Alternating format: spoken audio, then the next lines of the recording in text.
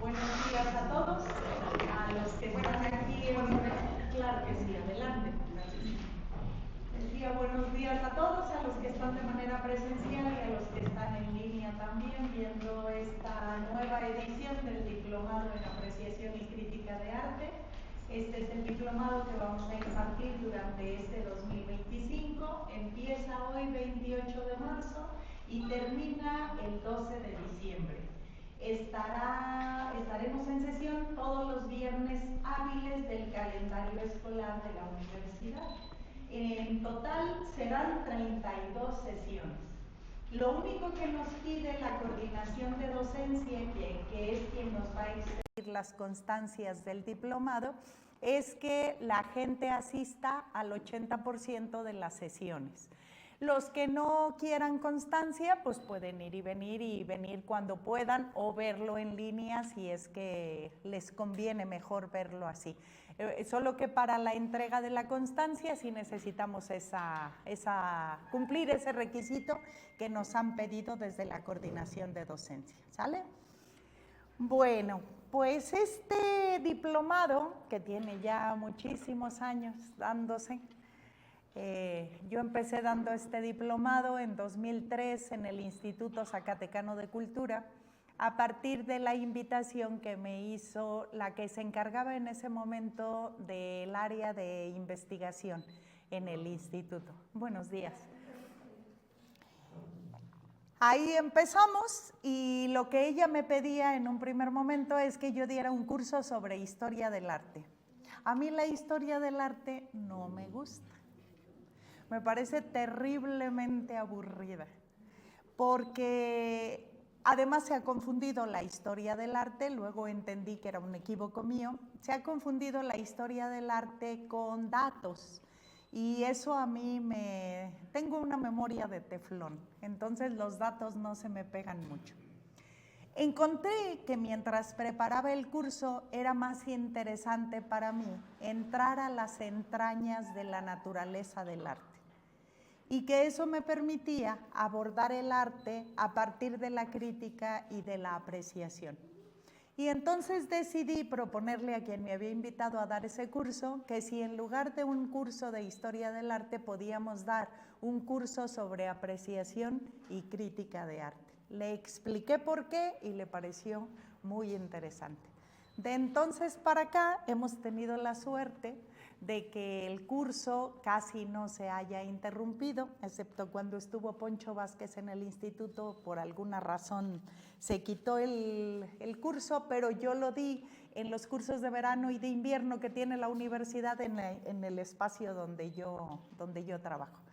Y bueno, pues ha tenido más o menos cierto éxito, ¿verdad? La gente se interesa en esos temas y pues lo que nosotros hacemos es ir tratando de recibir con mucha atención las preocupaciones que la gente tiene sobre el arte.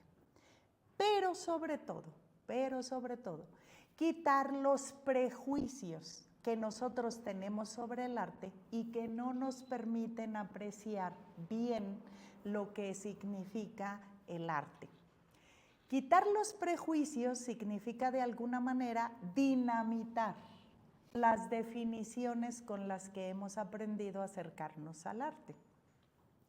Y entonces, el día de hoy vamos a explicar más o menos en términos generales por qué es necesario partir de una definición que vamos a dinamitar a lo largo del curso y por qué eso nos va a permitir no tener más acercamiento, sino una multiplicación muy grande de lo que vamos a entender por el arte. Aquí, en lugar de tener definiciones y de irnos aclarando, a lo mejor a veces nos enredamos mucho, pero en ese enredo y en ese laberinto al que vamos a entrar, que es la naturaleza del arte, van a ver que resulta más enriquecedor que tener una definición o una ruta que alguien haya trazado ya y que esté ahí para definirse.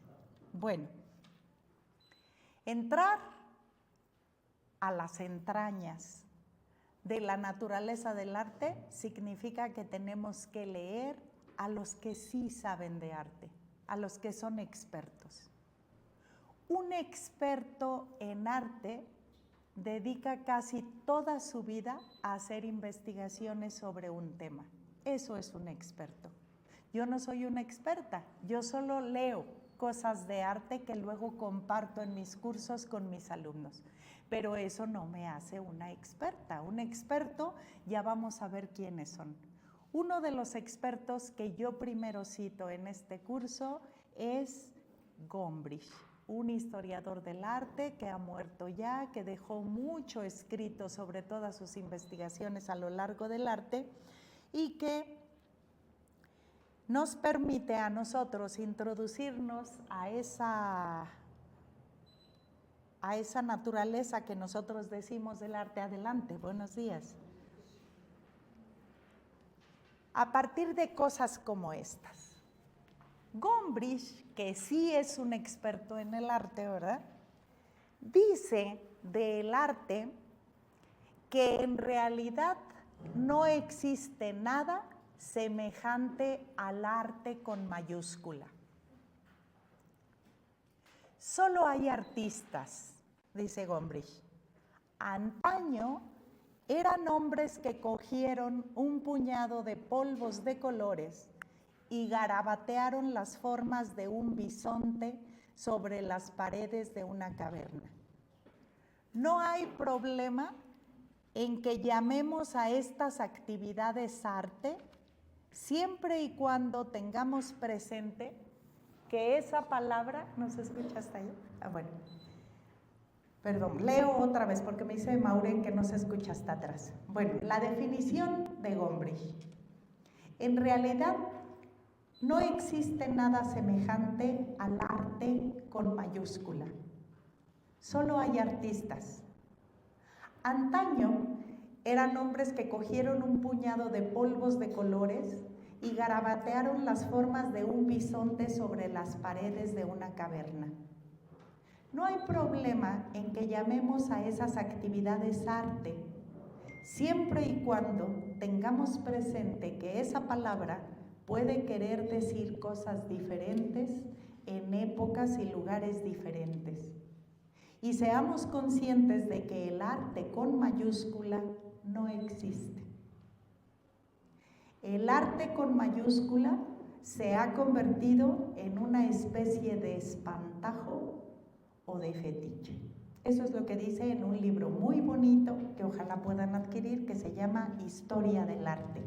Y él se apellida Gombrich. Él es un verdadero experto en arte. Bueno, necesitamos, para empezar a hacer un ejercicio de apreciación del arte, tener un referente. Si no, no podemos pensar. Para poder pensar, necesitamos un punto en que pensar.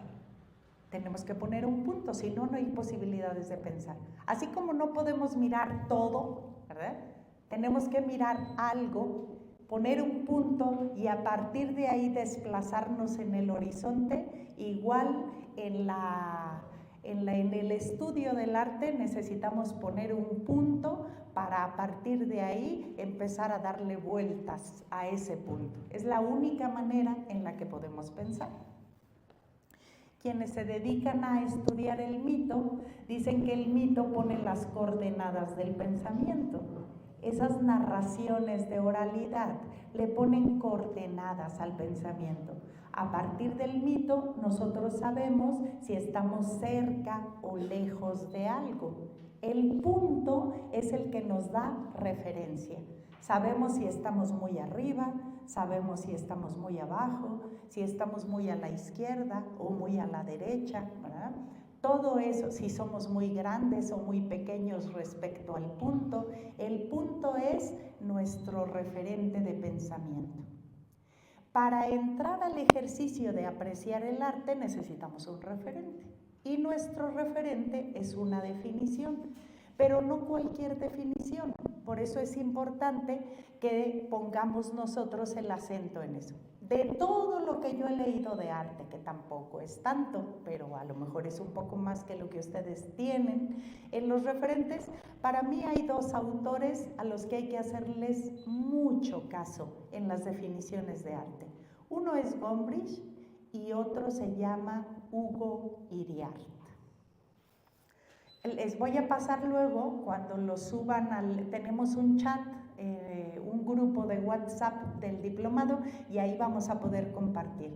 El libro que yo les recomiendo y que nosotros vimos el semestre pasado en el diplomado se llama Los dientes eran el piano, de Hugo Iriart.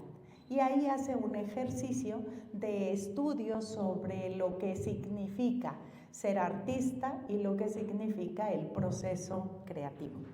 Entonces vale mucho la pena que tengamos esos referentes. Yo esos referentes son los que les ofrezco para que podamos empezar a tener un punto de visión y a partir de ahí podemos decir, yo sí coincido con lo que él dice o no coincido con lo que él dice.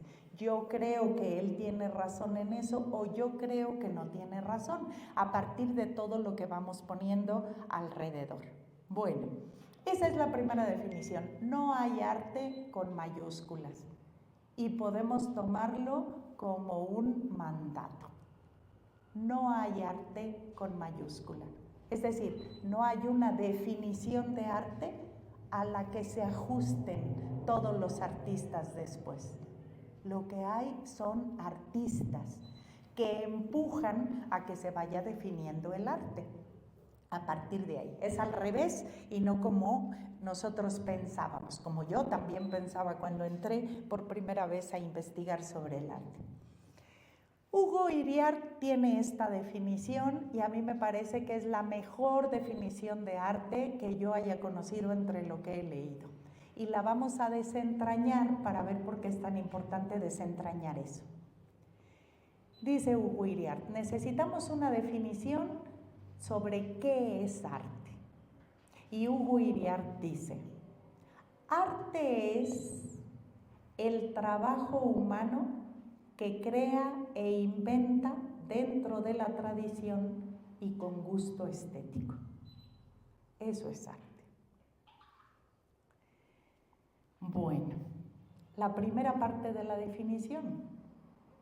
Arte es trabajo humano. Entonces los animales están excluidos, ¿verdad? El arte no es resultado para Gombrich del trabajo de los animales. Un panal de abeja no podría ser arte, por muy bonito que nos parezca, por muy perfecto que nos parezca. Un panal de avispa, un nido de pájaro, ¿verdad? No podría ser arte desde esta definición, porque el trabajo que le da lugar al arte tiene que ser producto del trabajo humano. Eso es lo primero. Entonces, nosotros vamos a acercarnos al arte ahora desde esta perspectiva.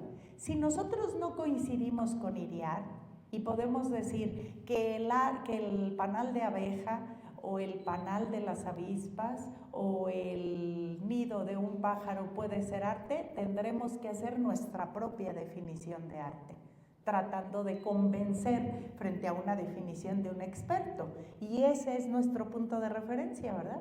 Tal vez como a Picasso, cuando llegó a la academia, le dijo su maestro. Lo primero que les dijo el maestro de pintura es, está prohibido pintar el azul en primer plano. Y Picasso dijo, ay, aquí está mi objetivo, ¿verdad? Voy a desafiar la primera regla del maestro. Y Picasso tuvo toda una época de azul, incluso así le llamó. Se atrevió a resolver el problema de pintar el azul en primer plano y lo resolvió tan bien, ¿verdad?, que se convirtió en su punto de referencia. Bueno, igual aquí, ¿verdad? Nuestro punto de referencia no quiere decir que sea intocable, puede ser dinamitado. Lo que pasa es que tenemos que trabajar con inteligencia y con astucia para dinamitarlo si esa es nuestra intención. Bueno, eso es lo que dice Hugo Iriart. Arte es el trabajo humano que crea e inventa dentro de la tradición y con gusto estético. Vamos a desentrañar qué quiere decir Hugo Iriart con todo eso. Trabajo humano. Entonces, arte es lo que hacen los humanos, no lo que hacen ni los animales ni las máquinas, tampoco, ¿sí? Trabajo humano, sí, pero no cualquier tipo de trabajo. Y esta es la segunda premisa de la definición de Hugo Iriart. Primero, descartamos a los animales y a las máquinas y a todo aquello que no sea humano. El trabajo el arte solo es producto del trabajo humano. Eso es lo primero. Pero el trabajo humano son muchas cosas. No todo el trabajo humano es arte. Entonces, ¿qué es? Hacer una salsa o construir una casa, para la definición de Hugo Iriart, no es arte. Reparar zapatos o atender una cocina, para Hugo Iriart, no es arte. Entonces, ¿qué sí es arte? ¿Qué tipo de trabajo humano es el que le da lugar a el arte?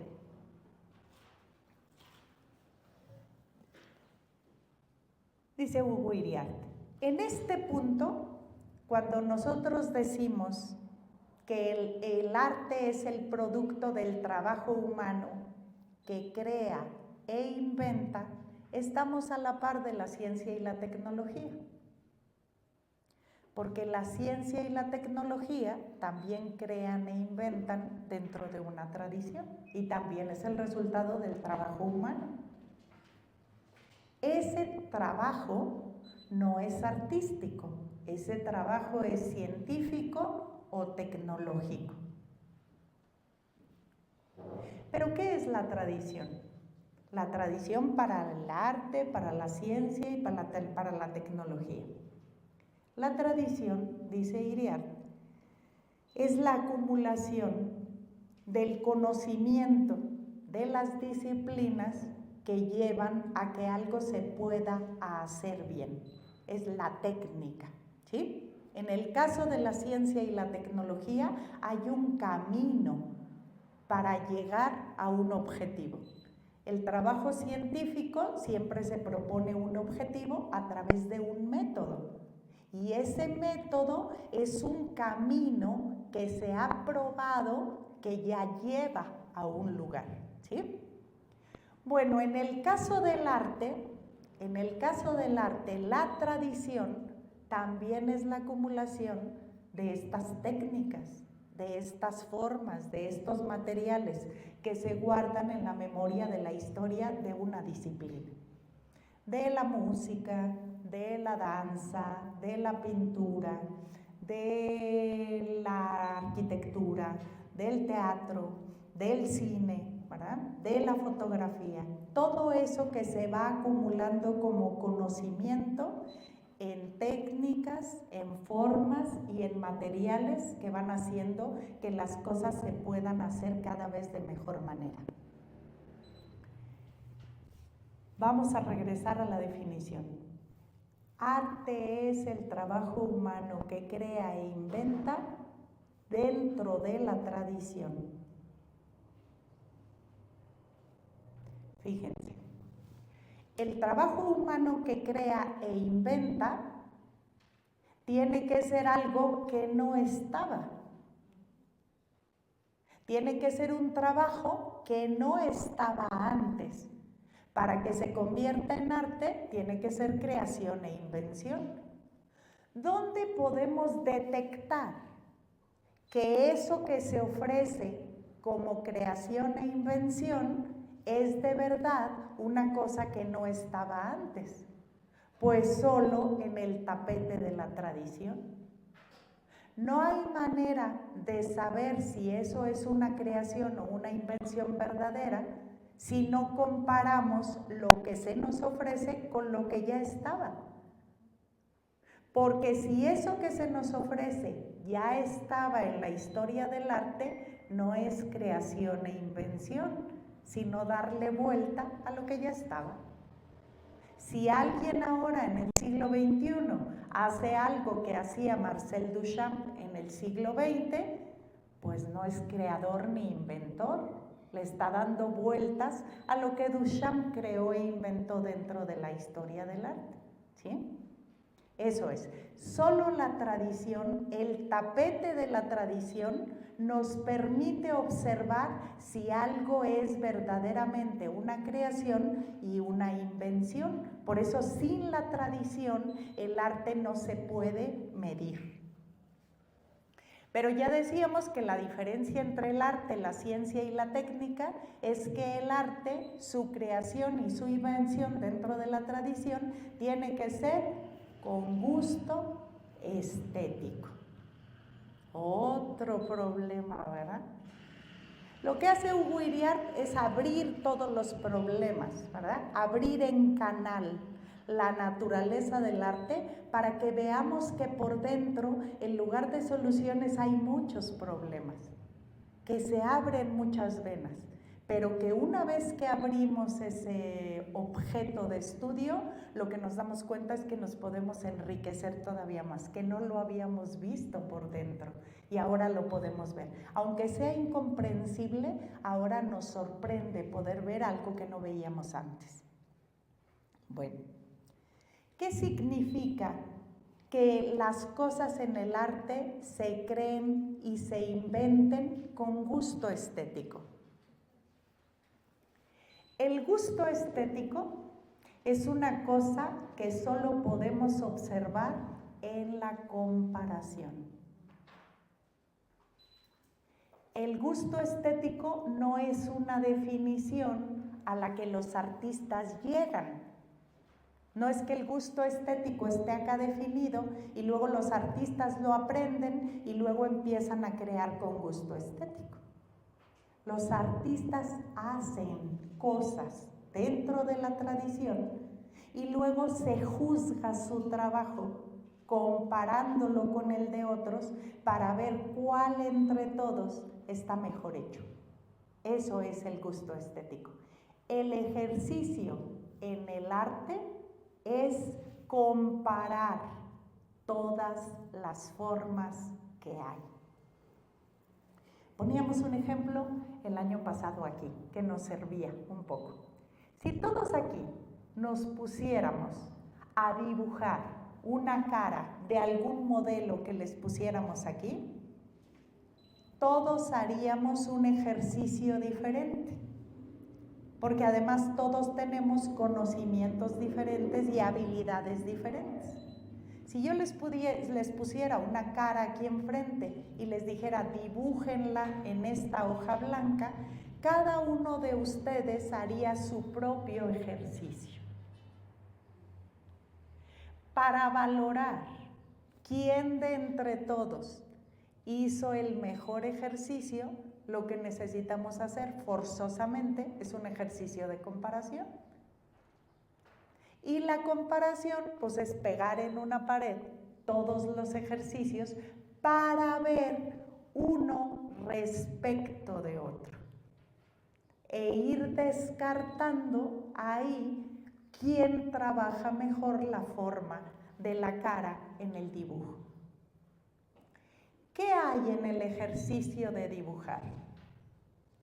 En el ejercicio de dibujar hay una traducción del mundo real al lenguaje pictórico. Y el lenguaje pictórico no es otra cosa que líneas, puntos, rayas, colores. Eso es. Una nariz, unos ojos, una boca, unas orejas, cabello, se hace con líneas, con rayas, con curvas, con puntos, con colores, con sombras. No es que nosotros ponemos la cara de esa persona en la hoja, sino que hacemos una traducción pictórica a eso. Lo que nosotros vamos a ver aquí es quién a lo mejor tiene más conocimientos de ese lenguaje pictórico, de ese lenguaje del dibujo. Habrá gente que aquí ya habrá ido a algún curso o que tiene más facilidad y más habilidad para dibujar esas cosas. Lo que nosotros haríamos aquí es comparar un ejercicio con otro para ver cuál es el que tiene mejor gusto estético. El gusto estético es saber cuál es la mejor entre todas las formas. Eso es. El gusto estético nosotros no lo podemos observar en una sola obra. El gusto estético solo lo podemos captar en la comparación de muchas obras sobre lo mismo. No podemos comparar un dibujo con una representación dancística o con una representación teatral o con una interpretación musical, ¿verdad? ¿A dónde nos llevaría esa comparación? A ningún lado. Tenemos que comparar lo que se parece, lo que intenta decirnos de la misma manera, lo mismo. Yo digo, si ponemos una cara aquí y todos dibujan diferente, lo que todos estamos haciendo es tratar de encontrar ese objetivo. Por eso podemos juzgarlo, ¿verdad? Y ver si ahí hay. Entonces, saber cuál es entre todas las formas la mejor solo es posible en la comparación. Y ahí es donde aparece el gusto estético. Los artistas siempre se están comparando. Los artistas no pueden ser autistas. El autismo aleja de la comparación y el ejercicio del arte siempre es comparación. Siempre está buscando superar, encontrar entre todas las formas posibles la mejor, siempre. Comparar un dibujo con otro, una obra con otra, siempre que el objetivo del trabajo realizado busque objetivos semejantes. Por eso hay que comparar lo que se parece, lo que tiene la misma intención y no cosas que no nos vayan a dar ningún resultado. No se puede comparar el arte clásico con el cubismo, por ejemplo. Aunque los dos sean dibujos y artes visuales, no se puede comparar, o artes plásticas, no se puede comparar el arte clásico con el cubismo. ¿Qué es lo que hace una de esas críticas que a mí me parece terrible, que se llama Avelina Lesper? Que hace críticas bastante desafortunadas porque quiere comparar una cosa con algo que no se puede comparar. El arte contemporáneo, el arte de las vanguardias del siglo XX no se puede comparar con el arte académico. Es imposible, porque el objetivo de uno y de otro es distinto. Y eso significa entrar de verdad a las entrañas del arte. Entonces, Avelina Lesper la sacamos de nuestro curso porque en lugar de ayudarnos nos estorba. Y nos confunde, como dice Gela. Bueno, ¿cómo le hacemos entonces para tener cada vez mejor gusto estético? ¿Cómo sabemos cuáles son las mejores formas entre todas las posibles? ¿Cómo le hacemos si nosotros no sabemos nada de eso? Pues dicen los expertos, el gusto estético es una cosa que se educa. No es una cosa que traemos, no está en la naturaleza humana. Eso es una cosa que se tiene que estudiar, que se tiene que aprender y se tiene que aprender en la comparación. El gusto estético, dice Iriart, se educa. El gusto en el arte no viene de uno. No es mi buen gusto el que me permite identificar las obras de arte. Es el arte el que va moldeando mi gusto para ver cada vez las cosas mejor. Este es un prejuicio muy grande que nosotros tenemos sobre el arte. Decimos, no, si te gusta, pues te gusta, y si no, pues no. Bueno, esa forma de pensar no tiene nada que ver con el arte. Puede ser que tenga que ver con sus gustos por el café, por el chocolate, por el mole, por cualquier cosa que ustedes coman o se vistan, por el naranja, por el rojo, por el saco, por el short, por los tenis, por los tacones, ¿verdad? Esos gustos no tienen nada que ver con el gusto artístico. Cuando Iriart dice que el gusto estético se educa, lo que está diciendo es que nosotros no sabemos de eso hasta que el arte nos va proporcionando información de qué es lo que está bien hecho ahí. El gusto no viene de nosotros, el gusto viene de lo bien hecho que nosotros vamos aprendiendo a ver como algo bien hecho. El arte nos ayuda a ver y a apreciar lo que en la vida cotidiana no podemos hacer. El arte nos enseña a mirar de una manera diferente a como vemos en la vida cotidiana. El arte nos educa para ver lo que es imposible de ver desde donde estamos. Nuestra vida cotidiana no da tiempo para eso. Entonces, con el arte aprendemos qué es lo estético. Y decíamos que aprender qué es lo estético en el arte implica hacer ejercicios de comparación. Cuando nosotros empezamos a ver árboles en la pintura, lo que empezamos a hacer es a comparar cómo pinta uno los árboles y luego cómo lo pinta otro y cómo lo pinta otro. Lo que empezamos es a incorporar una serie de información que no viene de nosotros, sino de la forma que se nos ofrece para ver.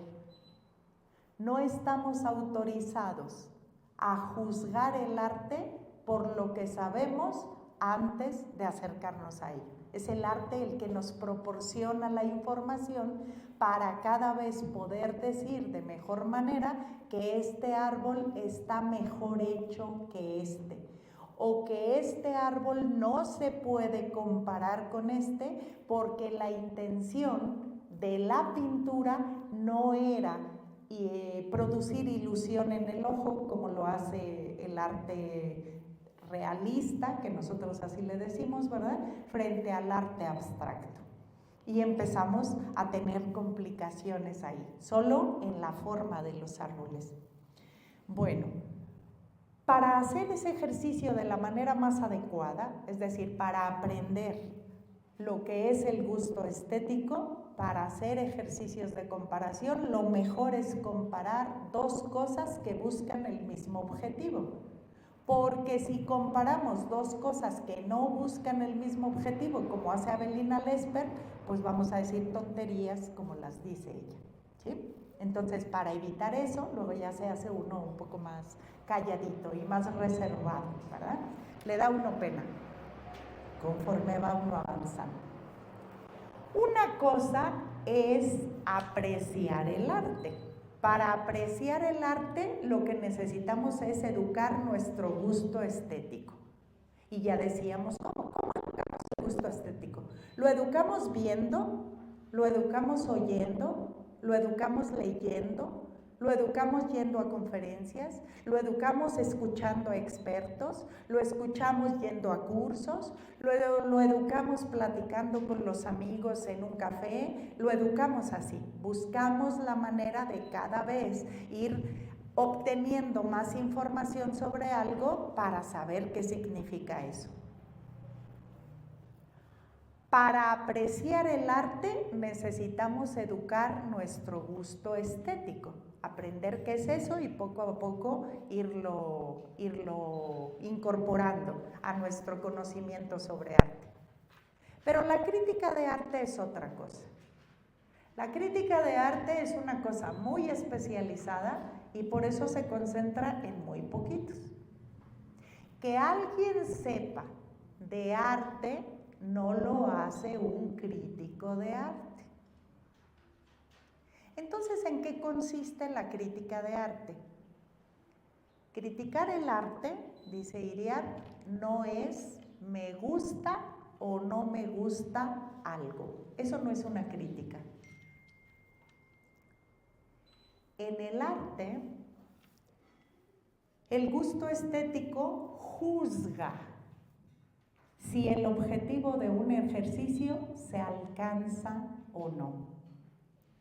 Para saber eso, pues hay que tener mucha información. Por eso el ejercicio de crítica de arte no se puede hacer desde un conocimiento superficial, porque ahí lo único que uno puede decir es me gusta o no me gusta. Pero uno no puede decir si se alcanzó el objetivo o no, porque para saber si el objetivo se alcanzó hay que saber cuál es el objetivo. ¿Sí? Para saber si el objetivo de un ejercicio artístico se alcanza o no, primero hay que saber cuál es el objetivo, si no, ¿cómo vamos a juzgar si está lejos o cerca de alcanzar eso? La crítica de arte, dice Iriart, consiste en desentrañar los valores estéticos de una obra. Y los valores estéticos de una obra solo se pueden juzgar con la educación del gusto. Solo eso. Y hace una afirmación que desarrollamos el semestre pasado en uno de los apartados de Hugo Iriart, que es muy problemática, pero que es muy interesante. Él dice, el arte no es bello porque nos gusta. Nos gusta porque es bello. La belleza del arte no viene de nosotros, sino de lo que esa cosa nos enseña a nosotros y nosotros no conocíamos.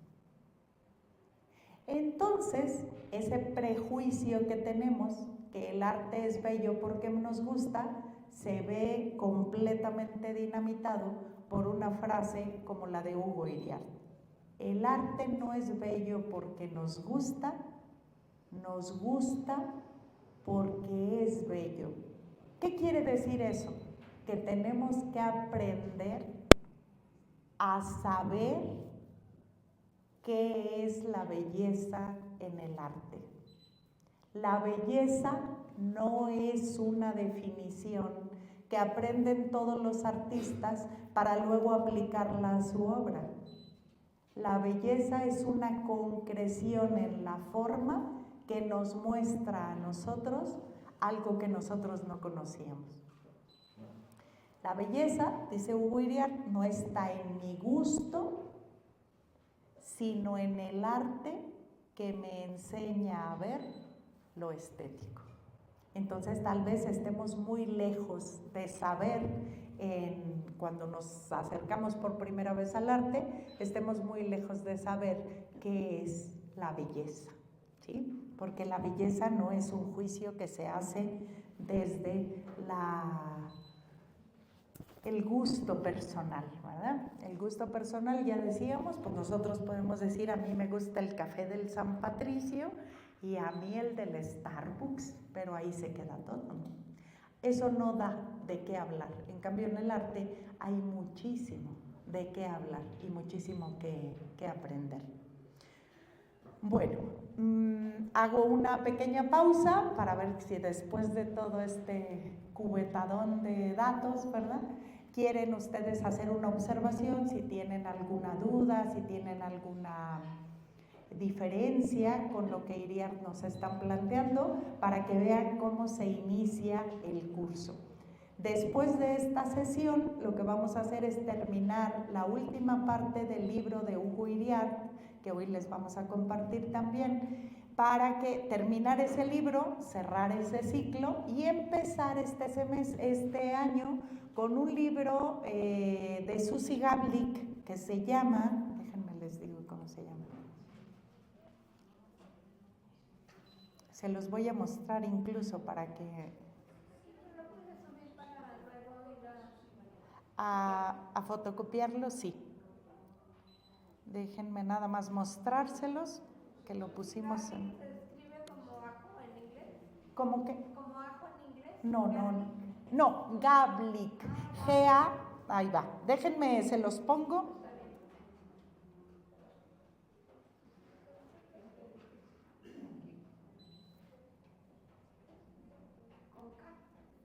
Sí, con K, aquí está.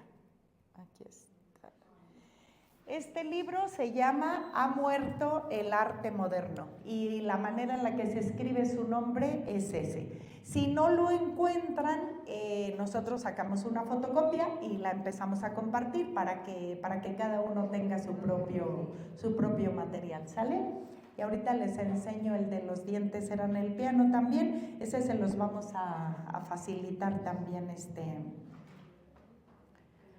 Bueno, el año pasado compartimos una bibliografía mucho más amplia que a lo que reducimos el curso, ¿verdad? Pero en esa bibliografía está basada la preparación de cada una de las sesiones del diplomado. Entonces también para que si ustedes quieren hacer la lectura por su parte y luego venir a compartir acá con nosotros, ¿no? Que es más divertido compartir las intervenciones que escuchar el monólogo del mono que está ahí enfrente, ¿verdad? Que luego resulta soporífero en extremo. Bueno, pues abrimos el micrófono para ver si entendieron, si quieren compartir alguna duda. Les digo desde ahora que el grupo en general es muy respetuoso porque aquí lo primero que aprendemos es que no sabemos. Eso es lo primero. Y que no saber es más interesante que saber, porque desde el no saber podemos hacer preguntas que nos ayudan a estructurar las cosas de una manera diferente. Entonces vale mucho la pena que se atrevan a hablar y a expresar todas sus dudas, todas sus diferencias y todos sus comentarios. Sí, adelante, maestro. Ahí va el micrófono. Muy amable. Buenos días, maestra. Buenos días, maestra. ¿Sí se escucha? ¿Sí se escucha? ¿O está apagado? ¿Sí se oye? Ah, bueno. Buenos días, maestra. Nada más, explique eso de soporífico. Que da lo soporífico da sueño. Estamos de acuerdo. Muy bien. Bueno, alguien que tenga una duda, una diferencia, acá adelante. Si quieren, dan su nombre para que se vayan conociendo. ¿Usted cómo se llama? Mi nombre es Yarcinio Ventura Trejo. ¿Cómo? Yarcinio Ventura Trejo. Yarcinio Ventura Trejo. Muy bien, muchas gracias. ¿Y usted, maestra? No se oye. ¿Usted, maestra? Ya con ellos no se escucha. Entonces, ¿saben qué? Voy a pasar el micrófono para que ustedes hablen. ¿Con los dos, Maura? ¿O solo con este? Sí. ¿Con los dos? Con los dos micrófonos. Es que este es para el Facebook. De acuerdo con Iriart, lo que dice que el arte no es arte, lo que hace es ciencia y tecnología. Entonces, con la IA, lo que se hace ahorita es arte o no, la inteligencia artificial, lo creado. Para que digan todo. Gracias. Es una pregunta muy interesante y muy complicada de resolver. En la definición de... Sí, gracias, Jaime. Muchas gracias. Aquí está el libro de Los dientes eran el piano que llevamos el semestre pasado, por si alguien lo quiere para luego fotocopiarlo. También sacamos un PDF que me hicieron y ese también lo podemos compartir, ¿eh? Bueno, la pregunta es complicada, es muy complicada, pero desde la definición de Hugo Iriart podríamos decir desde ya que no. Pero si la inteligencia artificial está hecha por el trabajo humano, entonces habría ahí unas posibilidades. Les pongo un ejemplo. A ver. Bueno, porque por ejemplo, alguien que esquematiza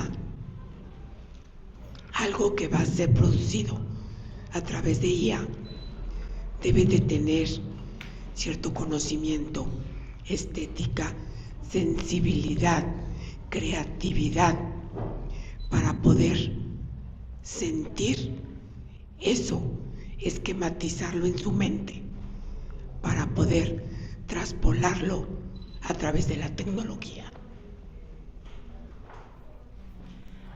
Hay muchas cosas ahí juntas.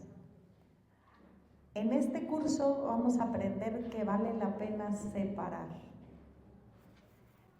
el artista de la obra, del mercado, porque son cosas muy diferentes y están mezcladas en esta pregunta. Mucho. Una cosa es el proceso creativo y en el proceso creativo no hay posibilidades de tener una idea que se materializa tal y como se ideó. Eso no existe. En el arte no hay una idea prefijada que luego se materializa tal y como se prefijó.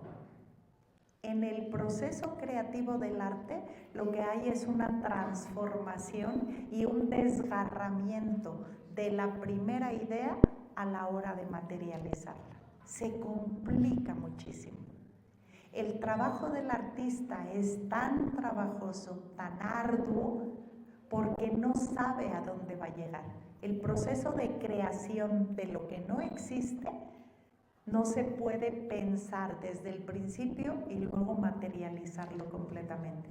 Un escritor de una novela puede tener una idea de cómo empieza la novela, pero la novela se tuerce según se va haciendo en el proceso creativo.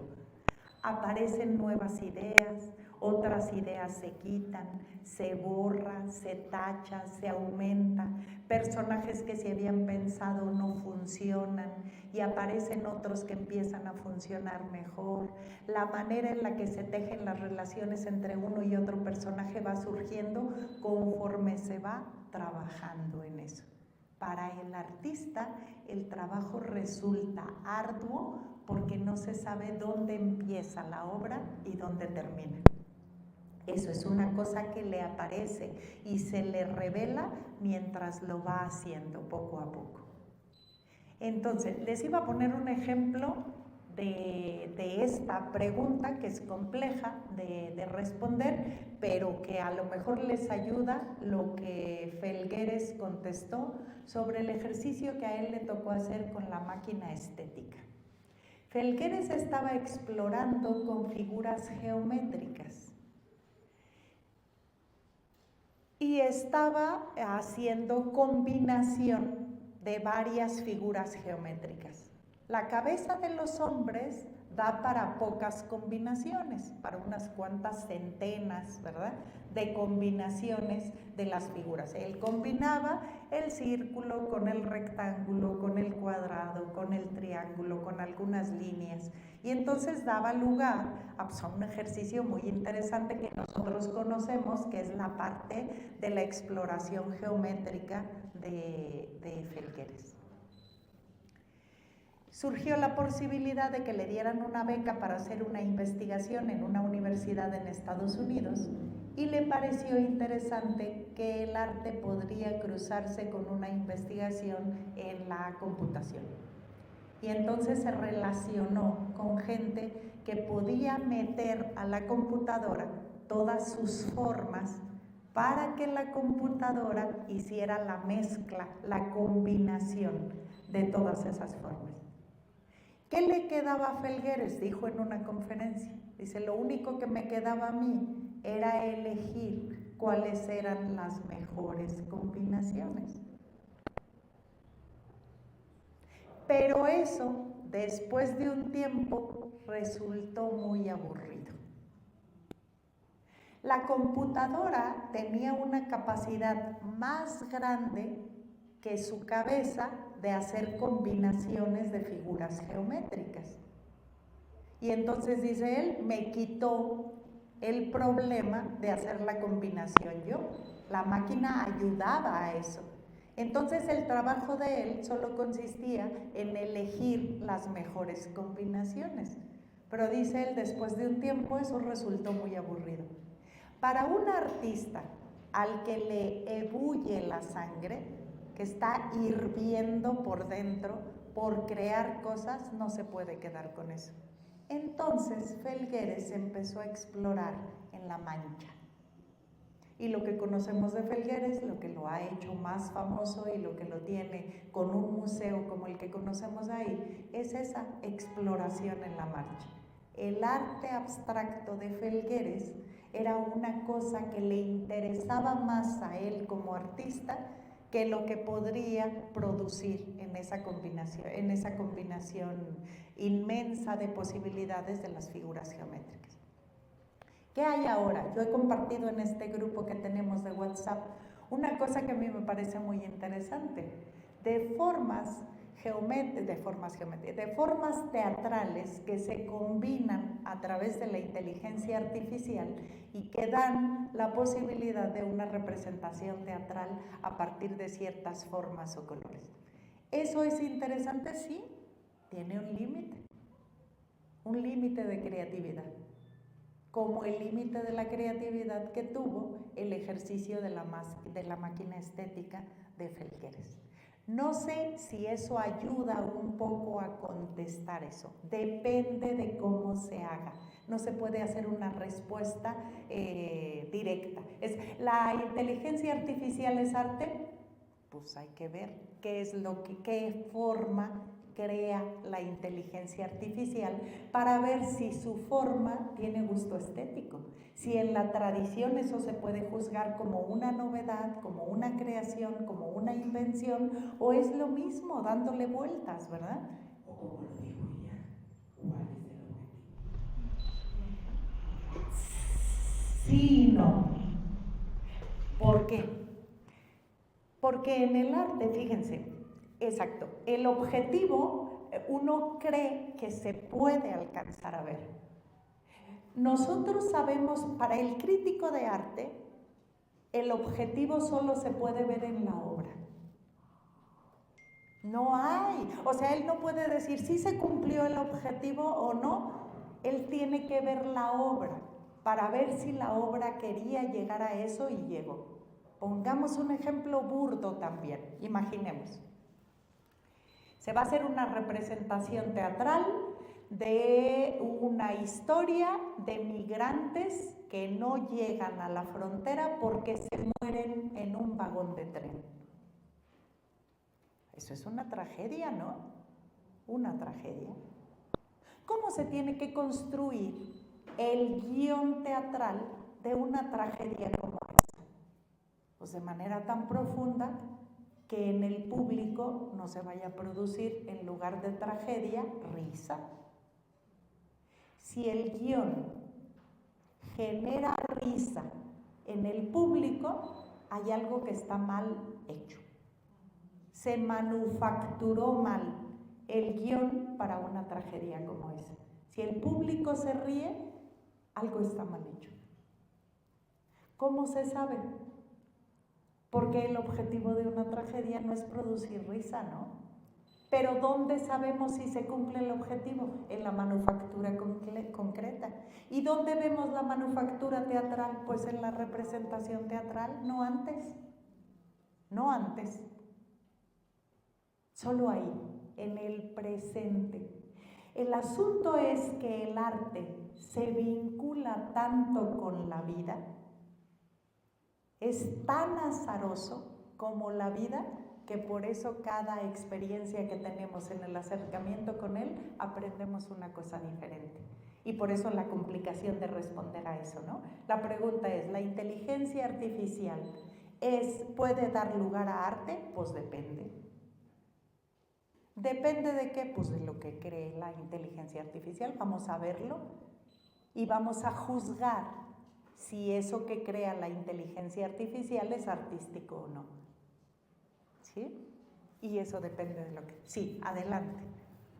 Buenas tardes. Su servidor Juan Monsiváis Martínez, y de entrada, pues madrugué.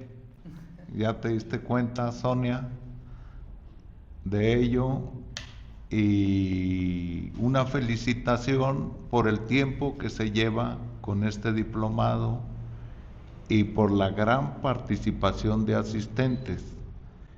Y en este momento que he estado escuchando tu exposición, tus comentarios,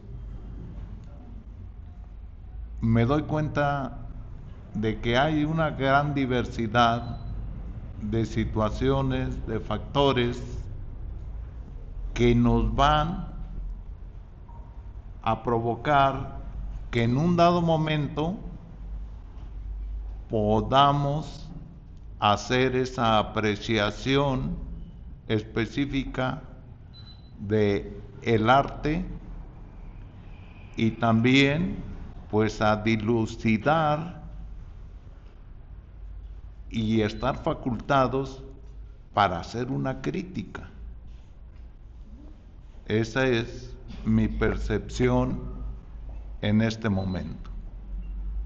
¿Es cuánto? Muchas gracias. Para llegar a ser críticos hay que hacer un camino muy largo y muy profundo.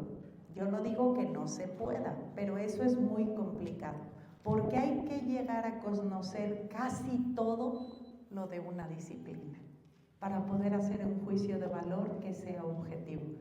Y eso pues lleva tiempo. Nietzsche dice que la apreciación y la crítica de arte se hace a través del enamoramiento. Y lo que nosotros hacemos con eso, pues tiene que ver con ese compromiso y con ese amor que le tenemos casi ciego a una cosa. El enamoramiento nos hace querer saber todo de algo. Cuando nos enamoramos de alguien, de, ay, ¿cómo eras de chiquito, verdad? Y ya tenías ese lunar cuando estabas chiquito. Lo que hacemos es una investigación profunda, porque queremos saber todo sobre el objeto de enamoramiento. Y eso no sucede siempre, ¿sí? A veces fingimos estar enamorados y entonces hacemos juicios de valor que no son profundos. Entonces, para llegar a la crítica de arte, yo creo que es un trabajo... Aquí me han preguntado, ¿tú conoces a críticos de arte? Pues aquí no. Decir alguna cosa del arte, pues es decir alguna cosa del arte. Ese es el lugar que ocupamos. Lo que no podemos decir es que hay un ejercicio de crítica profunda sobre eso. Porque un ejercicio de crítica profunda además nos enseña mucho sobre de lo que estamos hablando. Entonces pone en el contexto, es como un maestro, como un gran maestro, ¿verdad? Que nos enseña qué es lo que estamos viendo y cómo hay que poner los ojos para mirarlo mejor y disfrutarlo mejor. Para eso hay que hacer un ejercicio muy grande. ¿Qué hacemos en el curso? Damos elementos para que ustedes cada vez de mejor manera puedan saber qué significa apreciar el arte. Que se quiten prejuicios y que vayan incorporando información que los vaya haciendo crecer en este ejercicio de inspiración que tienen con una disciplina, pues que es muy atractiva. La verdad es que es muy atractivo. El arte es muy atractivo. También es asqueroso, también es feo, también hay una estética en el arte que se está moviendo por muchos lugares y tenemos que aprender a leer eso. Por eso el arte no es bonito porque nos guste, ¿verdad? Es bello porque nos enseña a ver desde otro lugar. El arte nos abre ventanas en las que nunca nos hemos parado. El arte nos obliga a ver cosas que no hemos visto. Y eso a veces es agradable y a veces no, ¿verdad? No siempre es agradable. Pero sigue siendo arte. No, Gela. No, sigue siendo arte. Claro. Es que para hacer arte, fíjense lo que no podemos decir que cualquier cosa es arte. Después de la definición de Iriart, pues tenemos que ir con mucho cuidado, ¿no? Es el trabajo humano que crea e inventa dentro de la tradición y con gusto estético. Entonces tenemos que conocer la tradición de esa cosa que vemos, ¿verdad? Lo que sea que vemos. Tenemos que empezar a averiguar. A mí me gusta mucho la danza. Pues lo que tengo que averiguar es qué es la tradición en la danza. En la danza hay muchas disciplinas, ¿verdad? Y ahí empieza uno con el problema. Es que a mí lo que me gusta es la danza folclórica. Bueno, entonces vamos a ver. La danza folclórica es una de las venas de la danza. Pero están otras, está la danza clásica y la danza contemporánea y todas las danzas que podamos empezar a explorar. ¿Qué significa crear e inventar ahí en esas disciplinas, ¿no? ¿Alguien más? ¿Sí se escucha? Sí, ¿verdad? Bueno, hola, soy Ana. Voy a hacer una mini recapitulación para ver si voy entendiendo bien y poder hacer un planteamiento. Se parte de que podría ser una traducción de un lenguaje real a un lenguaje pictórico y para poder hacer, como usted lo está planteando, poder dilucidar si hay esa parte estética o ese más bien gusto en sí, habría que aprender ese nuevo lenguaje para poder verlo a través del arte. Siento que mi planteamiento va hacia esa línea delgada en que si solo es ese lenguaje sería algo muy tecnicismo y al final de cuentas parte de una creación humana. Entonces el humano también está atravesado por los sentimientos. Mi planteamiento va como dirigido a esa parte de incluso la introducción de la arteterapia, donde puede ser que no hay una buena técnica, pero que al final de cuentas prevalece esa parte humana que son los sentimientos y que al final de cuentas, más que enseñarnos a través del lenguaje pictórico, pues sí nos está enseñando algo, si así estamos aprendiendo algo a través del arte, que es precisamente esa experiencia humana. Entonces, ¿cómo se plantea ahí? O sea, ese peso más que puede incluso ponerse más del lado tecnicivo. Tal vez una de las cosas que podría contestar ahora es que en el arte los sentimientos no están. La forma artística lo que ofrece es una forma, no un sentimiento. Nosotros podemos sentir algo con la forma, pero el proceso creativo, en lo que se desgarra, el artista desgarra su trabajo en la creación de una forma. Y esa forma que nosotros vemos puede producir en nosotros un sentimiento, pero nosotros no vemos el sentimiento. Lo que nosotros sentimos con una forma. No estoy diciendo con esto que el desgarramiento del artista en el proceso creativo no tenga sentimientos. Pero el proceso creativo no concluye en sentimientos, sino en formas concretas. Voy a poner un ejemplo. Los poetas construyen una forma específica con las palabras que nosotros usamos todos los días. pero las ordenan de tal manera que nos gusta. Esa forma poética de las palabras que nosotros usamos todos los días, eso es lo que nos ofrece el poeta. No su sentimiento, sino el ejercicio con la palabra, que lo hace a él tener oficio y poder ofrecer una forma que es buena entre todas las posibles. El poeta, para llegar al poema, tiene que tachar, borrar, tal vez llore, tal vez golpee la pared 3 veces, a lo mejor se va y se despeja por algún lado. El día que encuentra la palabra que cree es la adecuada, le da mucha alegría y se toma una botella completa y amanece. No sabemos todo lo que hay ahí. Nosotros no vemos eso, ni vamos a ver en el arte todo eso. Nosotros vamos a ver la concreción de la forma, que es lo que nos ofrece finalmente el artista. Luego hay, son muchas complicaciones, ¿no? Esa pregunta es muy interesante por todas las complicaciones que aparecen, ¿verdad? Aparecen muchas complicaciones. Dices tú, no está mal dicho, solo que es a lo mejor la prontitud con la que se dicen las cosas desde acá, pues genera que no tengamos tiempo para profundizar en algo.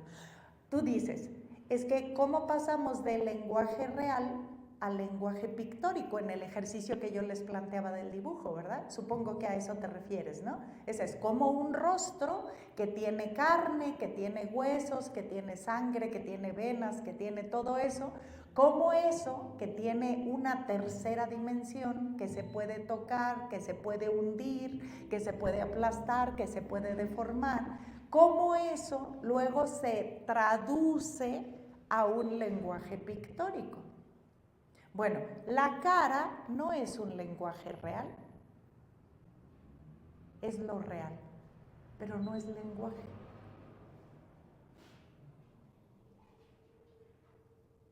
Para que fuera lenguaje nosotros tendríamos que interpretarlo. Entonces lo que nosotros hacemos es traducir lo real, lo que tenemos como realidad, a lo que creemos que se representa en el lenguaje pictórico. Entonces, podemos decir, no, así como le dibujaste la nariz, no se parece para nada a la nariz que ella tiene. Los ojos que pusiste ahí no tienen nada que ver con los ojos que ella tiene. Lo que nosotros estamos haciendo es una comparación entre dos cosas diferentes. Pero en esa comparación, lo que nosotros creemos, ¿cuál es el objetivo de la pintura que quiere traducir de manera casi literal la realidad? Producir una ilusión en el ojo y en el cerebro humano, ¿no? Producir la ilusión de que eso que está plano se parece mucho a lo que está en la tercera dimensión. Ay, te pareces un chorro a tu retrato. Y eso nos sorprende mucho, ¿no? Que hay una sorpresa ahí. ¿Qué es lo que está haciendo el pintor ahí? Engañándonos muy bien. Es un gran mentiroso. ¿Por qué en el lienzo? Porque en el papel no hay una cara, sino la ilusión de una cara. Que nosotros vamos y lo tocamos, nuestros sentidos nos confunden. Tocamos con la mano y sabemos que ahí no hay una cara, todo está liso, está plano. Pero nuestro ojo y nuestro cerebro nos hacen ver profundidad donde no la hay. Nos hacen ver que hay cosas que están lejos y cosas que están cerca. Eso es ilusión pictórica, es un gran engaño. Vamos a ver de los últimos apartados de Hugo Iriart cómo el artificio en el arte es muy importante. No es real, pero es verosímil. Para el arte, lo importante no tiene que ver con la verdad, tiene que ver con la verosimilitud. Que nosotros creamos que eso es lo que nos dice que es. Que cuando nosotros vamos al teatro, nos creamos la historia que ya sabemos que es ficticia desde que entramos. No se va a morir el personaje, pero va a actuar de tal manera que yo me crea que se muera. Y entonces le aplaudo, porque ese artificio lo hizo tan bien que logró engañarme. Y yo acepté que me engañara. Hay un pacto no escrito cuando entramos al teatro, ese es: vengo a que me engañes, pero bien, no me tomes el pelo. Porque si actúas mal me voy a salir, me va a dar coraje, no jodas. Yo actúo mejor en la cocina de mi casa, ¿verdad? Nos enojamos porque nos ofrecen malas facturas. El gusto estético se educa, por eso le exigimos al otro. Por eso vine a pagar 500, para que me engañes mal. Engáñame bien, a eso vengo, ¿sí? Ese es el pacto no escrito con el teatro, por ejemplo. Pero también es el pacto no escrito con la pintura, es el pacto no escrito con la danza. Si alguien se pone a danzar, como solemos ver mucho en Zacatecas, ¿verdad? Alguien que mueve los brazos para arriba, para abajo, una pata para un lado y así. Pero uno no ve ninguna gracia diferente a lo que nosotros podemos hacer mientras trapeamos con Selena, ¿verdad? ¿Qué queremos ver en un bailarín? Que tenga fuerza en las piernas, que sea capaz de hacer una pirueta que nosotros no podemos hacer. Admiramos su trabajo para lo que está construyendo, para que lo que nos ofrece para ver sea de calidad. Si no, no estamos en condiciones de apreciar eso. Y entre más vemos, más exigentes nos volvemos. Es una adicción. El arte hace adictas a las personas y cada vez exigen chutes mejores de formas para eso. Porque eso produce un placer inigualable. Inigualable. Porque además ese placer dura mucho más que los otros placeres que también tenemos, ¿no? Son muchos. Afortunadamente, en la naturaleza humana hay formas de obtener placer de muchos lugares. El problema con el arte es que nos hace adictos y nos hace que no se nos olviden esas cicatrices. Nos marca para siempre. Para siempre. Por eso vale tanto la pena. Y la exigencia cada vez es mayor. Creo que había una allá. Ah, bueno, quien vaya, ¿eh? Ajá. Ustedes. Bueno, hola. Sí. Mi nombre es Manuel, vengo de Derecho y mi pregunta es para desarrollar ese sentido de la crítica del arte, porque estaban hablando de desarrollar ese lenguaje pictórico. Y yo le quería preguntar si hay algo que quede prohibido a la hora de criticar el arte o de apreciarlo.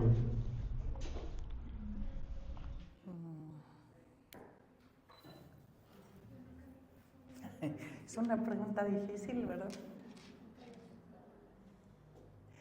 Yo creo que no. Decía yo, y creo que es importante recordarlo, que hay una diferencia entre apreciar el arte y criticar el arte. Lo que este curso hace, en todo caso, es acercarlos a ustedes a la apreciación del arte. Apreciar el arte significa comparar las formas que vemos con otras del mismo estilo y juzgar cada vez con mejor gusto estético. Eso es lo que hace. Para eso hay que aprender. Hay que aprender entre todas las formas posibles que se han hecho, cuál es la mejor y por qué. Eso es apreciar el arte. Hacer una crítica de arte implica que nosotros juzguemos por qué esa forma es buena, mala o regular. Y para hacer ese juicio de valor necesitamos saber mucho sobre esa forma. Y para llegar ahí nos cuesta más trabajo. Entonces, para llegar a ser críticos de arte necesitamos dedicar gran parte de nuestra vida para aprender sobre algo. Y la crítica de arte no nos permite criticarlo todo. Por ejemplo, si alguien se quiere hacer crítico de arte, tiene que elegir una disciplina para empezar. Yo quiero ser crítico de arte de teatro. A ver, muy bien. ¿Pero de teatro en escenario o de teatro de calle? Ah, hijo. El teatro en escenario tiene unos objetivos y el teatro de calle tiene otros objetivos. No es lo mismo. Entonces hay que aprender en qué consiste hacer teatro dentro de un escenario con todas las implicaciones que tiene. El teatro, vamos a ver otro de los capítulos también de Iriart en el final, para ver el diferente trabajo que hacen los dramaturgos dependiendo del teatro de escenario y luego en el teatro de calle. Entonces, ser crítico es una cosa, estamos hablando de una cosa muy profunda a la que yo creo que mis cursos no alcanzan para llegar a eso. A apreciar, sí, cada vez con mejor ojo, con mejor enfoque, con más autocrítica, con más cuidado, con más tiento, con más astucia, pero también con más precaución. A veces uno contesta muy a bote pronto, ¿no? Pero luego cuando hay preguntas que uno considera que son de profundidad, uno se queda como un poco trabado. Pero no sé si respondo a la pregunta, ¿más o menos? Muy bien. Bueno, acá. ¿Qué tal? Otra vez su servidor, Yarcino Ventura Trejo. Mire, maestra, quería comentar que, bueno, una pregunta. ¿Qué es más sensible? ¿El crítico de arte que se estudia, se documenta, se prepara sensiblemente, al sensibilizarse por el arte que está hecho sensiblemente? ¿Qué es más sensible? ¿El arte que está más sensiblemente hecho en trabajo humano y destreza, con todo el conocimiento, que es una buena obra, que es buen arte en todos los aspectos, que es buen arte humano, sensible? ¿Qué es más sensible? ¿El arte o el crítico?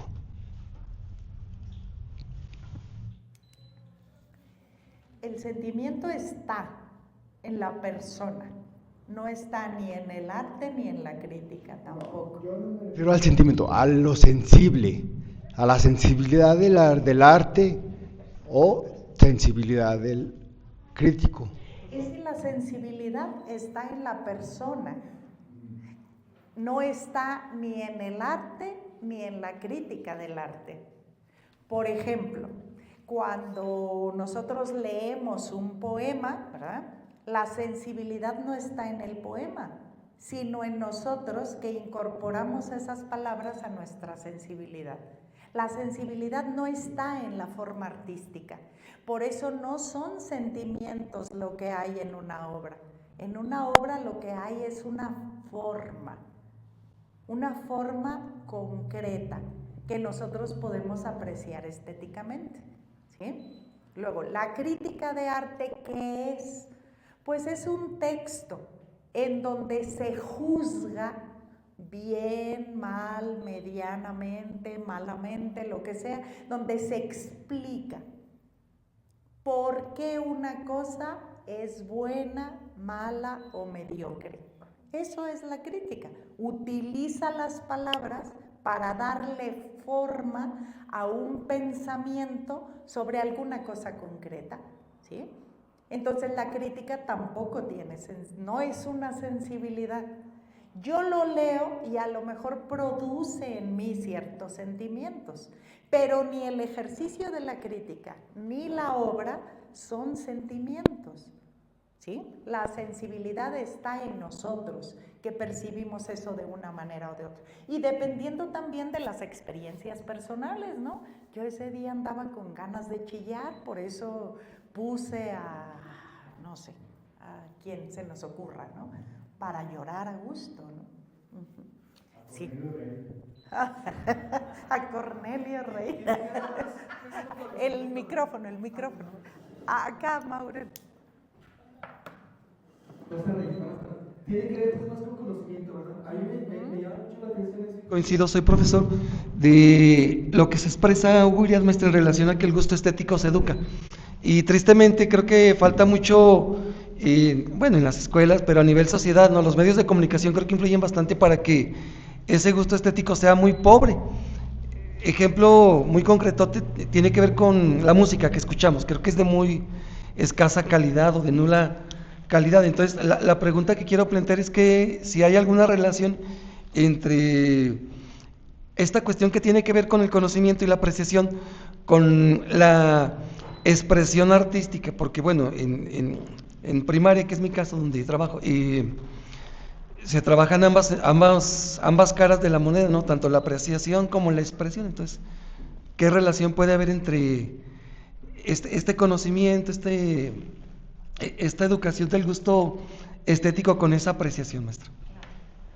Yo creo que mucho. Miren, muchas veces yo estuve un tiempo en la licenciatura en artes y ahí creamos una de las líneas de las licenciaturas, era la de teoría del arte y la de, ¿cómo se llama la otra? La de educación artística.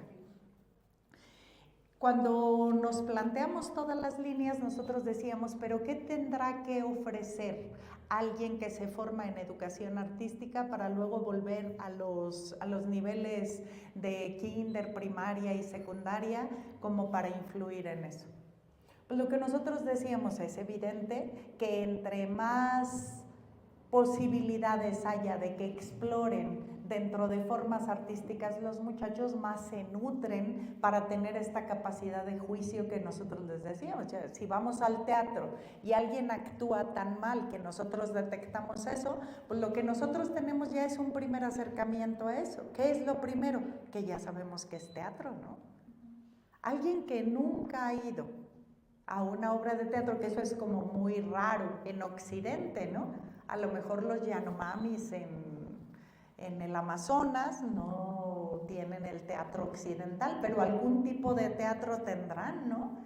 Las representaciones rituales son teatrales y eso es muy antiguo. Entonces sabemos que una representación, ¿verdad?, tiene un objetivo, pero cada vez le exigimos más. No es lo mismo un ritual religioso, no de los nuestros que son teatrales, sino un ritual religioso de alguna comunidad de pueblos originarios donde las cosas son la conexión con lo sagrado, que lo de nosotros, ¿no?, que es una representación teatral que no tiene que ver con lo sagrado. La exigencia cada vez es mejor. ¿Qué es lo que nosotros podemos como profesores de niveles básicos ofrecer? Pues posibilidades de que los muchachos sepan y aprendan, que aprendan a ver, ¿verdad?, lo que ellos todavía no saben ver. Por ejemplo, en la licenciatura en artes nosotros aprendimos que no sabemos ver los colores. Nosotros aprendemos los colores por instrucción. Pero cuando llegamos a la licenciatura en artes y los muchachos empiezan con pintura, saben que no saben ver. Y que hay que crear el color. Que el color es una creación. Y eso es la innovación. Constable, que es un pintor de paisaje, ¿verdad?, dice, por ejemplo, que el color de sus pastos no tiene nada que ver con el color del pasto del paisaje que dibuja. Y dice, y podrían hacer el ejercicio de cortar un pedazo del césped de ese paisaje que ustedes dicen que yo pinté, ¿verdad? Y pónganlo a un lado de la pintura que yo pinté para que vean que un color con el otro no tiene nada que ver. Y a nosotros nos parece que casi tradujo el paisaje real. Bueno, el verde que Constable crea en su paisaje es un verde que no existía, solo en el cuadro de Constable. Y eso afina nuestra mirada. Así se va haciendo el gusto estético. Vamos aprendiendo cada vez más. Empezamos por lo más simple. Y empezando de abajo, lo que podemos hacer es ir escalando. ¿Qué les podemos ofrecer a los muchachos? Pues eso, entre una mala pintura y una muy buena pintura, que lo vean por lo menos. Y que ya viéndola aprendan a ver y a distinguir efectivamente, para que se hagan cada vez más exigentes con lo que ven y que puedan juzgar, ¿verdad? Cada vez de mejor manera qué es lo que está bien hecho y qué es lo que está muy mal hecho. Por eso digo yo, no podemos juzgar a alguien que se pone mallitas por la calle y va brincando por ahí, pues que es un bailarín o un teatrero de calle, ¿verdad? Pues claro que no. Lo que tienen que ofrecer son cosas de calidad. Porque los espectadores cada vez exigimos más. Y esa exigencia se tiene que cumplir, si no, no están dialogando con su obra. Ese es el asunto. Y entonces yo creo que eso es lo que podemos ofrecer. A los niños, a los pequeños, fíjense, hay un libro que también les recomiendo mucho, de Howard Gardner, que se llama Arte, Mente y Cerebro. Ahí Howard Gardner dice que los niños no son artistas. Ese es otro prejuicio que nosotros tenemos sobre el arte, ¿verdad? Y él explica por qué. Los niños no están discutiendo sobre el arte, hacen lo que les da su gana a las criaturas, ¿verdad? Es un juego para ellos, no es un proceso creativo. Por eso, como les quede lo que les quede, pues no se puede juzgar como arte, claro que no, es un juego. Por muy bien que dibuje un niño, no es artista. A menos que el diálogo que tenga de su ejercicio creativo sea con el arte. Pero eso no siempre sucede, ¿no? Eso no siempre sucede. El libro que... ya está apagado todo, ¿verdad? Pero se llama Howard Gardner. Déjenme ver a ver si podemos... ¿Por qué se apagaría esto, saben? Es H-O-W-A-R-D, Howard.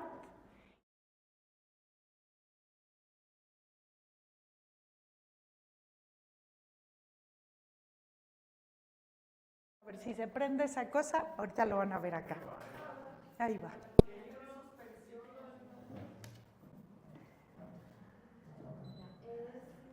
Ese es, ajá. Se llama Arte, Mente y Cerebro.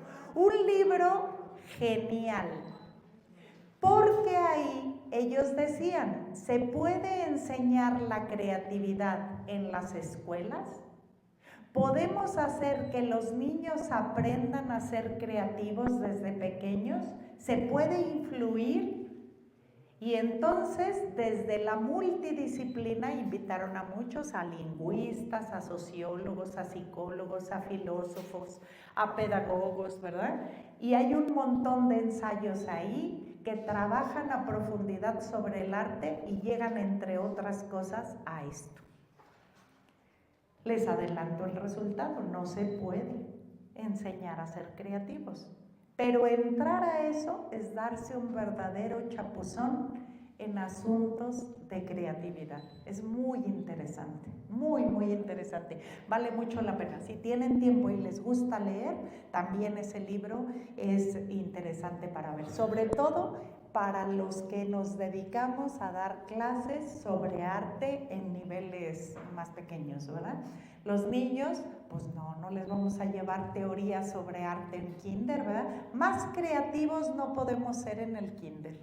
Ninguna maestra le gana a nadie. ¿Para qué van a enseñar creatividad si ahí lo que sobra es eso, no? Pero no es una creatividad artística, es una creatividad en el vacío.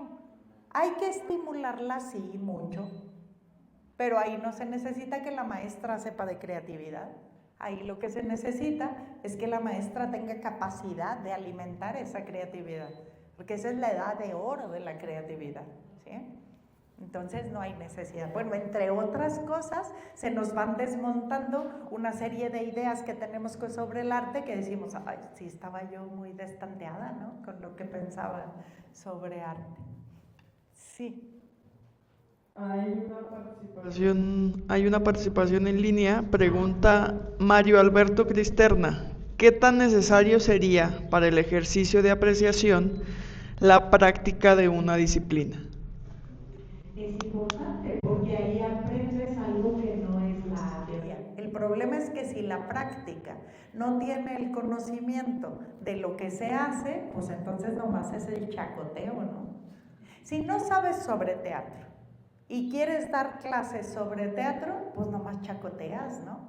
Lo que necesitas es saber en qué consiste el ejercicio teatral para que puedas ofrecer novedades a tus alumnos.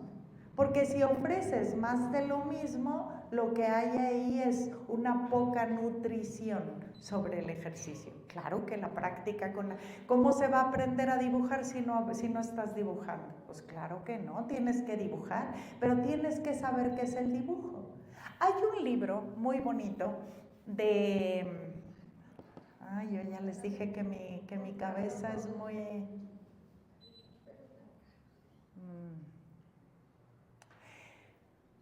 Bueno, si no se los doy ahora porque de veras se me van los nombres. Un libro de un dibujante muy bueno, a ver si Maureen se acuerda, déjenme ver a ver si lo metí aquí, creo que no. Estaba en la... bueno, pues aquí traigo la bibliografía, espérenme un segundo y se los digo ahora. Hay un dibujante que lo que hace es escribir un texto para enseñarle a la gente a ver el dibujo. Espérenme.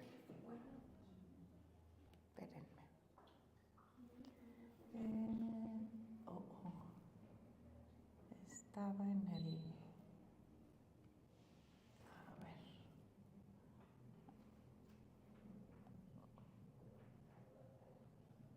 Déjenme ver. Así lo tenía como bibliografía.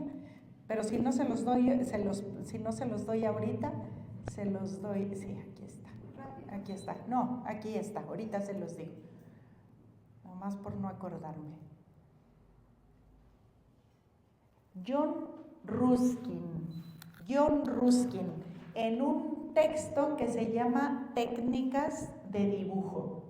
Lo que quería con ese libro John Ruskin es enseñar a la gente a apreciar el dibujo.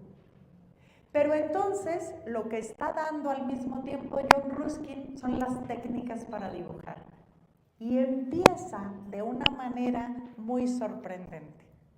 El libro empieza dándole la recomendación a quien lo lee de que haga un cuadrado o un rectángulo, la figura que mejor le guste, ¿verdad?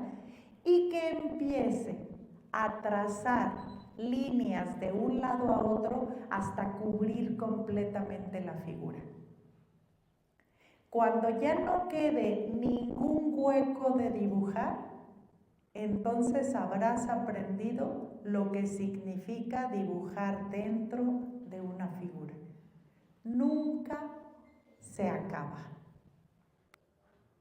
El ojo se va afinando hasta tal punto que uno cree que eso nunca se acaba, porque el lápiz nunca es suficiente, ninguna raya queda igual y una siempre queda más fuerte que otra y entonces hay que rellenar. El trabajo es infinito Ese primer ejercicio lo que nos demuestra es que eso implica ver las cosas desde otra perspectiva. El ojo se afina tanto en los grises que aprendemos a distinguir una cantidad de grises tan grande que no habíamos empezado. Y así se empiezan las técnicas de dibujo. Ese libro también es muy bonito para que los que sean lectores puedan hacer ese ejercicio. Es interesante, muy, muy interesante. John Ruskin. Luego, si quieren, también imprimimos la bibliografía para los que quieran, ¿verdad? Y si no, le toman una foto y luego ya lo pueden trabajar. Bueno, no sé si le respondí, Maureen. Dile a Mario que si eso o era por otro enfoque su pregunta. ¿Alguien más de los que están aquí tienen algún comentario? ¿Alguna duda? ¿Alguna pregunta?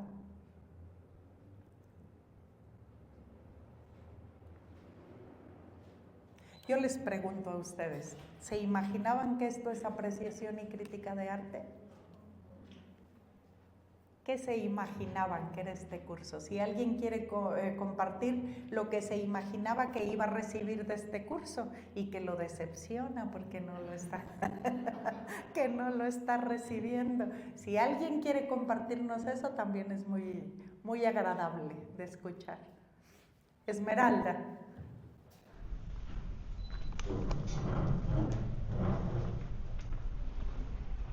Gracias. ¿Así como está? Bueno, yo en este curso, sí se oye, esperaba, Sonia, que me convencieras de que estoy bien al no apreciar el arte moderno. Que Rothko, que Kunig, que todos esos pintores de manchas, chorreaderas y colores uniformes que son un fraude. Pero lo que vi contigo el año pasado, pues me tienen así en un mar de dudas. Espero que en este curso aclaremos más. Sí, es complicado. Uno siente que a veces con el arte moderno y el arte contemporáneo uno está timado, ¿verdad? Eso es como que nos toman el pelo y nos presentan algo que podría no ser considerado como arte por nosotros como arte. De eso vamos a hablar este año. Susie Gablick, que era una crítica de arte norteamericana, ella sí era una crítica de arte norteamericana, a mí me parece que es una de las críticas de arte más interesantes que hay en el mundo de la crítica, porque ofrece perspectivas de análisis que no se encuentran en cualquier texto. Ella, por ejemplo, señala que las vanguardias artísticas nacieron para retar al mercado. El mercado es capaz de convertir en mercancía cualquier cosa, incluso lo que ataca al mercado. Los críticos del mercado, los guerrilleros, son incorporados en camisetas, en pines, en todo, y luego los venden como mercancía. Bueno, a principios del siglo XX nacen unos artistas que dicen, vamos retando al mercado, que el objetivo sea retar al mercado, eso es lo que dice Susie Gablick. Y entonces ofrezcámosle al mercado como obras de arte latas llenas de mierda de artista. Hay una lata con mierda de artista, por lo menos eso dice el artista, ¿verdad? Y eso se vendió. Y dice Duchamp, bueno, pues entonces vamos volteando el orinal y presentémoslo como una fuente y metámoslo a un museo. Y también lo compró. Compró el original y compró las copias. Lo que los artistas concluyeron a principios del siglo XX es que no podían contra el mercado, que el mercado los había derrotado y que habían explorado con todo. Habían explorado con arte minimalista y en lugar de hacerlo en los lienzos lo hacían con ladrillos, con telas desgarradas y rotas, con manchas por las paredes, y si todo eso se podía convertir en arte y además venderse a precios muy caros. Dedujeron eso, pero además empezaron a explorar en la profundidad de lo que significa el arte. Por eso no debemos de confundir al artista con su biografía, ni a la obra con el artista, ni a la obra con el mercado. Son cosas muy diferentes. Una cosa es el artista, otra cosa es la obra de arte y otra cosa muy diferente es el mercado. Si se vende o no se vende, eso no hace que la obra sea arte. Pueden venderse muchas cosas que no son artísticas, pero para eso hay que entrar a profundidad, hacer un ejercicio diferente, ¿verdad? Y con cada una de las obras se va multiplicando el asunto. Es verdad que resulta muy complicado decir a bote pronto si una cosa es arte o no. Decíamos aquí un artista que yo admiro mucho, que es Banksy, ¿verdad? Alguien que no se sabe quién es, ¿verdad? Que está en el anonimato, o son muchos, ¿verdad? Tal vez es un club de artistas que bajo ese nombre se presentan a hacer un montón de obras. Él o ellos, como bien dice la compañera, empezaron haciendo grafitis. Los grafitis no son los dibujos que se hacen en las paredes que se prestan. El grafiti es el asalto a una pared que no está prestada para pintarse. Entonces no son grafitis las bardas que presta el gobierno de Guadalupe para embellecer las colonias. Esos son murales públicos, pero eso no es grafiti. Grafiti es que alguien asalte la pared, una pared que no está para eso y la asalta. Ese es el mérito del grafitero. Entonces no podemos confundir una cosa con otra. Bueno, Banksy le gusta mucho jugar con el mercado. Es muy cabrón. Yo soy muy mal hablada, así que ahí aguanten todo. Banksy vende su obra, ¿verdad?, a precios muy caros, pero encima, vendiendo la cara, la revende todavía más cara destruyéndola. Y les platico sobre algo que Banksy pinta a una niña en una pared, ¿verdad? Una niña con un globo rojo que se le va. El globo rojo se le escapa. Eso lo pintó en una pared, se hizo muy famoso y dio la vuelta por el mundo la imagen, y entonces lo empezó a hacer en lienzos, en papel. En una de las casas de subasta más caras que hay en el mundo, Banksy vendió un cuadrito de esa niña con el globo que se le va. Apenas lo vende en cantidades grandes, ¿verdad? Lo pasa, o sea, apenas se dice que ya se vendió el cuadro venía preparado en una trituradora y apenas se vende y el cuadro empieza a oírse un ruido de una máquina y el cuadro empieza a pasar y a triturarse todo. Eso que sorprende en la subasta hace que el cuadro valga más caro, que los pedazos de papel valgan todavía más caros que en lo que se vendió el anterior. Ese es. El desafío al mercado se convierte para el mercado en una mercancía novedosa que se puede hacer todavía más cara. El funcionamiento del mercado no tiene nada que ver con el proceso creativo, ¿sí? Pero es la astucia de alguien que trabaja con el mercado. Como Warhol. Warhol fue un artista que trabajó con el mercado también de una manera muy astuta. Entonces, todas esas peculiaridades, todas esas finuras, tejidos finos, ¿verdad? Pequeños flecos que hay en el mundo del arte, pues hay que considerarlos para poder hacer un ejercicio cada vez más interesante. Muy bien. ¿Algo más? Sí, gracias, Maureen. Sí, ya que... ¿Hay alguna otra pregunta? Ya, aquí ya no hay más nada. Bueno, hoy, Selene, adelante. Por ahí está el micrófono, acá adelante. Selene. Oh, hola, buenas tardes. Yo una pregunta. Hay algunas organizaciones, colectivos e incluso personas que a veces se manifiestan y una manera que a mí me parece desafortunada en la que lo hacen es dañando las obras de arte en algunos museos.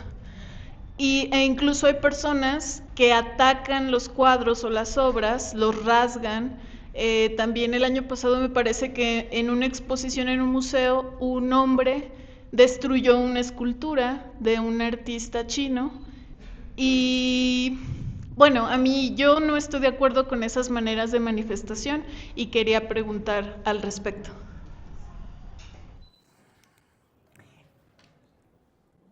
El arte siempre está desafiándolo todo.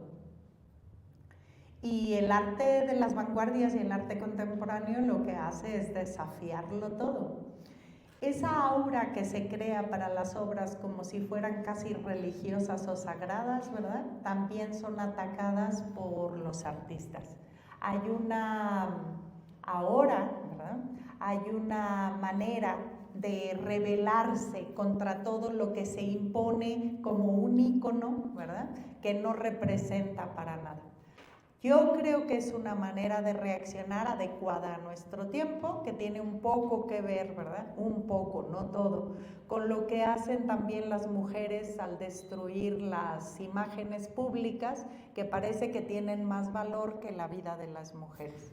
Y eso podría ser también una manera. Banksy es uno de los que reta mucho a los museos, ¿eh? Él se atrevió... Es muy astuto, o son muy astutos, esa es la verdad. Se atrevieron a meter en el Museo de Historia Británico una obra de arte contemporáneo como si fuera una obra primitiva.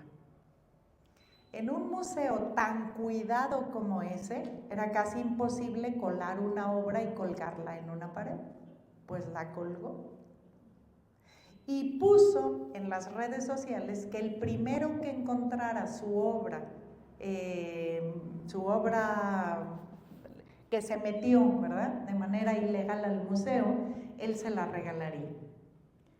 La obra era un hombre primitivo llevando un carrito de la compra y estaba metido entre los... Pero no se dieron cuenta. Los guías, ¿verdad?, tan acostumbrados a ver lo mismo todos los días, pues ya no veían nada y nunca se enteraron que ahí estaba. Bueno, esa es la capacidad de asaltar las paredes. Fíjense, un grafitero no solo asalta la pared para poner una imagen en una pared que no es de él, ¿verdad?, sino que encima asalta las paredes de un museo. Esa es la rebeldía del arte. El arte de guerrilla, ¿verdad?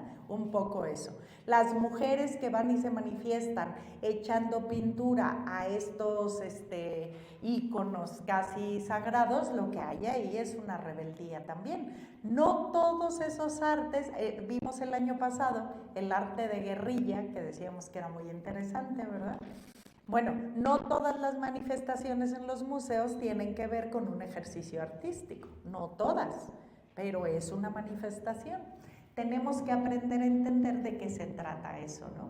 Como cuando la gente que no participa de las marchas feministas critica la violencia hacia afuera, cuando lo que siente la manada femenina es la protección interna. Eso no se puede entender hasta que lo vives, no de fuera, Eso solo se tiene que vivir internamente, ¿no? Y eso pues, se va ganando, así como las mujeres no votaban hace muchos años y eso era normal, ¿verdad? Bueno, pues ahora se ha desnormalizado lo que se normalizaba. El arte en mucho hace eso. Todas las vanguardias del siglo XX son un reto a la construcción social. Esa es una manera de ver, pero no es la única. Hay otras maneras de ser y de existir en el mundo. Y el arte abre puertas que el resto de las disciplinas no se atreven, ¿no? Hay muchas disciplinas que son muy conservadoras. El arte tiene que ser, fíjense, el arte es el trabajo humano que crea e inventa dentro de la tradición con gusto estético.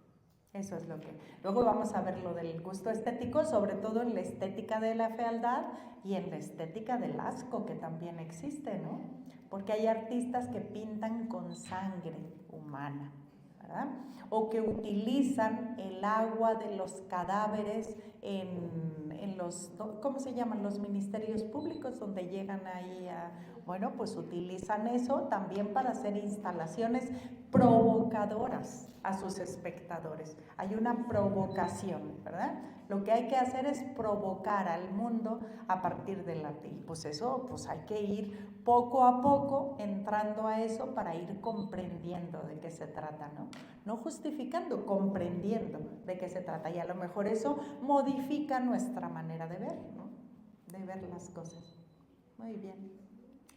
Bueno, fue un gusto que hayan venido. Me da mucho gusto que estén aquí y espero que se cumplan las expectativas.